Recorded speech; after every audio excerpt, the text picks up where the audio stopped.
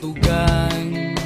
Hindi malilimutan ang asaran na merong pikunan, lalo na rin ang unang niligawan, unang kabiguan.